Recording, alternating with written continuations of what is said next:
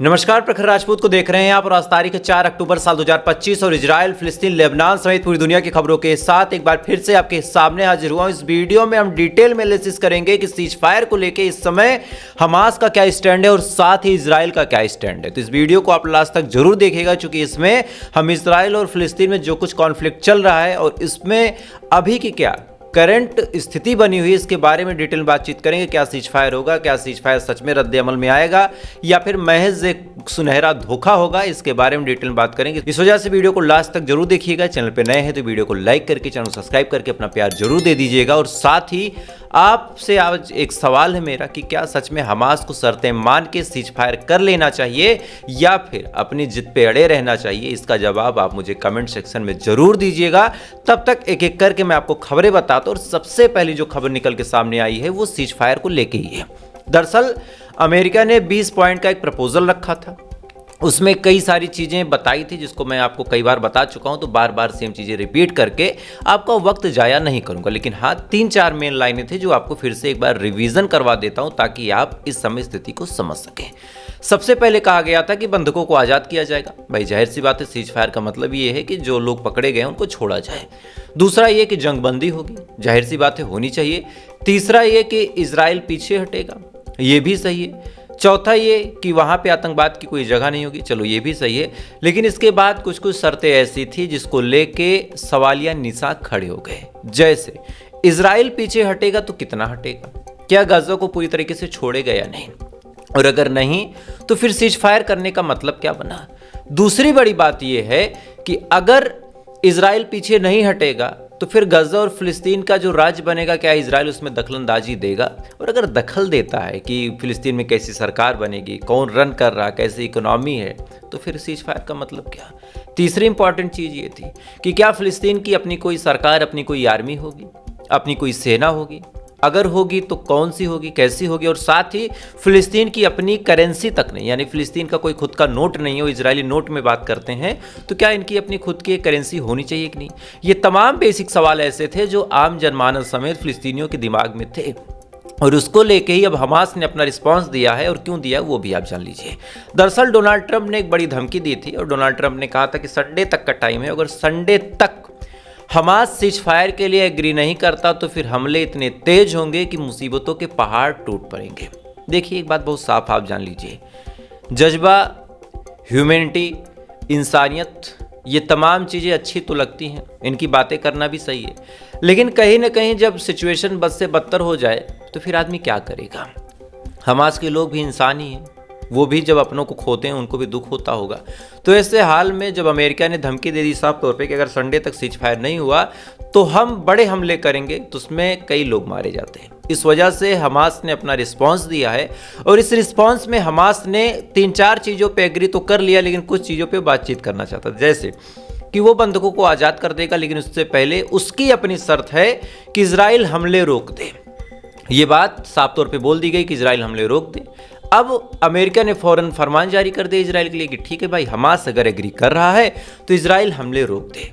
ये बात जैसे इजराइल से अमेरिका ने बोली, इजराइल ने फौरन ही चीख के कहा कि हाँ, हमने हमले रोक दिए हैं। लेकिन अंदर की खबर ये निकल के सामने आ रही है कि अभी भी हमले बहुत तेज हो रहे हैं, लगातार बम्बार्डिंग हो रही है। और साथ ही अल जजीरा की रिपोर्ट के हवाले से आपको बताओ तो 6 से 7 लोगों के मरने की खबर महज चंद घंटों में आ गई है कि इजराइल के हमले में 6 से 7 लोग मारे जा चुके हैं। तो एक तरफ ये ड्रामा करना कि हम हमले रोक रहे हैं, हम लड़ाई नहीं लड़ रहे हैं, और दूसरी तरफ लगातार हैवी स्ट्राइक करना, लगातार गोलीबारी करना, लगातार मदद की चीज़ों को रोकना, इस बात का सिग्नल दे देता है कि इजराइल का मंसूबा सीज फायर करने का नहीं है। अच्छा, इधर ये बातचीत चल ही रही थी, दूसरी तरफ हमास ने फिर कहा कि हम बंधकों को आज़ाद करेंगे, पहले गोलीबारी और ये बमबारी रोकी जाए, और अभी भी कुछ शर्तें हैं जिस पे हम बातचीत करेंगे, उसी के बाद सीज फायर की कंप्लीटली आखिरी मुहर हम लगाएंगे। कई सारी ऐसी शर्तें हैं जो हमास के मन मुताबिक नहीं है। तो भले ही अभी ये कहा जाए कि हमास रेडी हो गया है, हमास एग्री कर चुका है, लेकिन सच्चाई ये है कि एग्री नहीं हुआ है। अभी कई सारी शर्तों पे बातचीत होगी, अगर बात बनेगी, अगर सच में इजराइल हमले रोक देता है, इजराइल गद्दारी नहीं करता, इजराइल धोखे नहीं देता, तो ऐसे हाल में हमास एग्री करेगा। अदरवाइज किसी भी सूरत हाल में हमास एग्री नहीं करेगा। इस बात को आप लिखित ले लीजिए। 2-3 दिनों से चीख चीख के कहता हुआ मैं थक गया, चूंकि जो मोटिव है इस पूरी लड़ाई का, जिस फिलिस्तीन के लिए हमास हथियार उठा रहा है, अगर वही फिलिस्तीन कंप्लीटली आजाद नहीं हुआ तो सीज फायर करने का मतलब क्या? ऐसे भी मरना है, वैसे भी मरना है, तो भाई लड़के ही मर लो। गलत कह रहा हूं तो आप कमेंट में मुझे बता सकते हैं, और सही कह रहा हूं फिर भी आप सपोर्ट में कुछ लिख सकते हैं, तो आप कमेंट करके बताइएगा कि सही कह रहा हूं कि गलत। लेकिन आप इतना सा बात समझिए कि भाई जब मरना ही है तो लड़के मरो, ऐसे हार मान के मरने से क्या फायदा। खैर, इधर मिडिल ईस्ट में ये तमाम चीज़ें चल ही रही थी। दूसरी तरफ भारत का एक पुराना दोस्त है, उसने भारत को ऐसा धोखा दिया है कि जिसके बाद भारत भी समझ नहीं पा रहा कि करें क्या। और मोदी जी की नीति ऐसी है कि भाई साहब इधर भी कूद पड़ते हैं, इधर भी कूद पड़ते हैं, और अंत में ये कहीं के नहीं रह जाते, और इनके चक्कर में पूरे देश को झेलना पड़ता है। क्यों? अब आप समझिए। रशिया की तरफ से एक टैंकर वाला जहाज जिसपे लगभग 1 लाख टन तेल लोडेड था, 1 लाख टन, ये टैंकर रशिया से चलता है, और चलने के बाद फ्रांस होते हुए इसको भारत आना था। फ्रांस होते हुए अचानक से फ्रांस के बोराको पोर्ट पे इसको पकड़ लिया गया। क्यों पकड़ा गया?